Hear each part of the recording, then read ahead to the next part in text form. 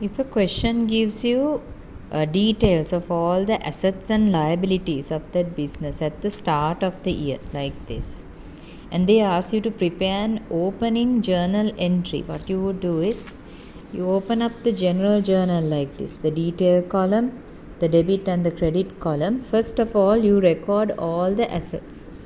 Now, if you go through the list given here, premises, that's an asset. So that goes to the debit column. Trade receivables, that's an asset. So debit column. Trade payables, that's a credit balance. Motor vehicles, that's an asset. So debit balance. Prepaid rent received. Rent received is an income.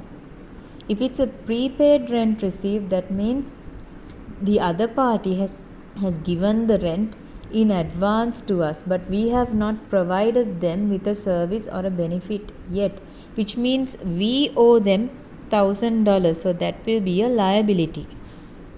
Prepaid electricity is where we have paid the electricity expense in advance. So we have given the money, but we have not received a service or a benefit yet, which means this becomes our receivable. So it's an asset. So it will go to the debit column. Bank, that's an asset that goes to the debit column.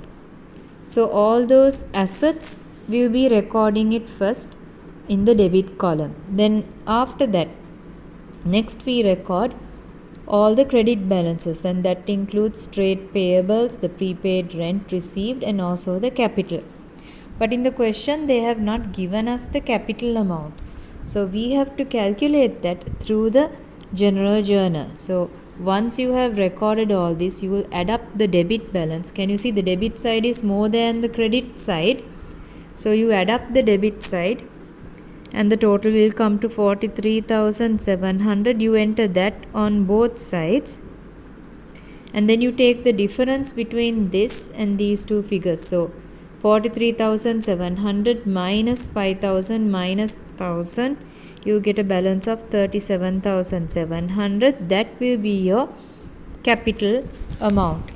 And as the narrative, you can say recording the assets, liabilities, and capital at the start of the year.